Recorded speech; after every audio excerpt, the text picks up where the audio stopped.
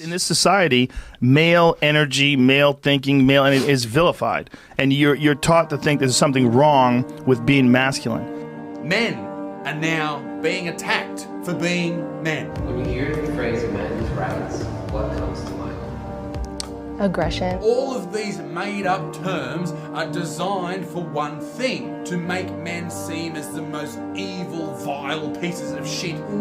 Give them this message that it's okay to be a man. It's not okay. It's necessary. What the hell are we going to do without men? There are millions of men working death professions, dangerous jobs, and this isn't spoke about anywhere near as much as it needs to be. You look around the city here, you see all these buildings go up. These men, they're doing impossible things. They're under the streets, working on the sewers. They're up on the power lines, in the storms and the rain. They're keeping this impossible infrastructure functioning. This thing that works in a miraculous manner. They work themselves to death.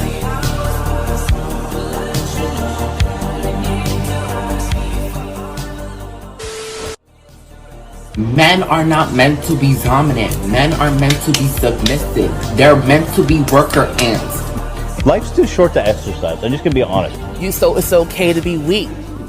No purpose or place. We have no great war. No Great Depression. Our great war is a spiritual war. You should be a monster. You know, because everyone says, well, you should be harmless, virtuous. You shouldn't do anyone any harm. You should sheath your competitive instinct. You shouldn't try to win. You know, you don't want to be too aggressive. You don't want to be too assertive. You want to take a back seat and all of that. It's like, no. Wrong. You should be a monster, an absolute monster, and then you should learn how to control it.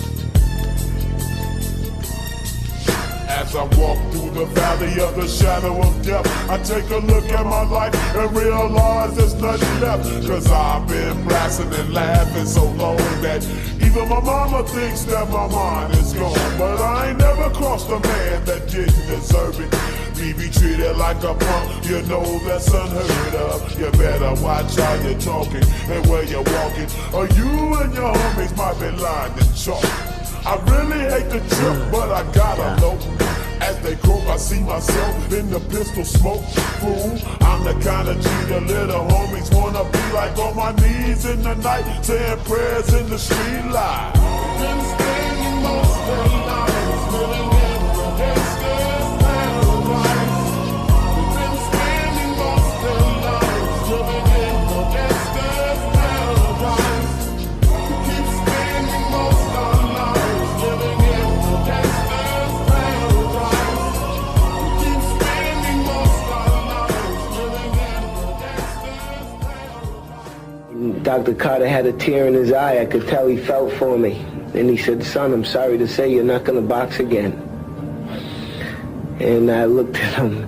I said, no, Dr. Carter, you're wrong. I am going to box again. He said, you don't understand what kind of man I am. This passion for living, it's contagious. And all of a sudden, people are jealous of a man without arms and legs. You spend time with your family? Sure I do. Good. Because a man who doesn't spend time with his family can never be a real man. Because without the encouragement of your father, man, the world is a dismal place. It's very difficult to be a courageous person unless you have your father in body and spirit behind you.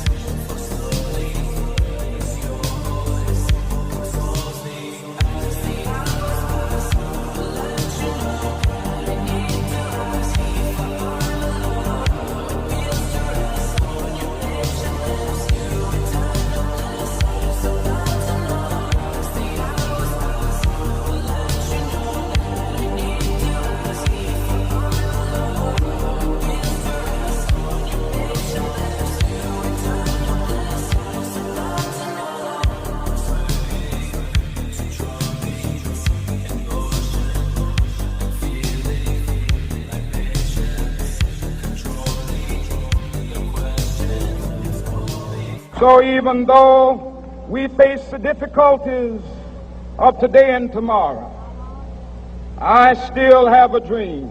The ultimate man, Adonis, never apologizes for being a man. He claims his birthright with full confidence, as should you. Become that guy yourself. Become the encouraging, supportive, masculine friend. Expect better from your friends. Call them out when they're being weak, but in like more of a loving, supportive way. Tell them, you can do better than that. I'm not saying I'm going to rule the world or I'm going to change the world, but I guarantee that I will spark the brain that will change the world. And that's our job, is to spark somebody else watching us.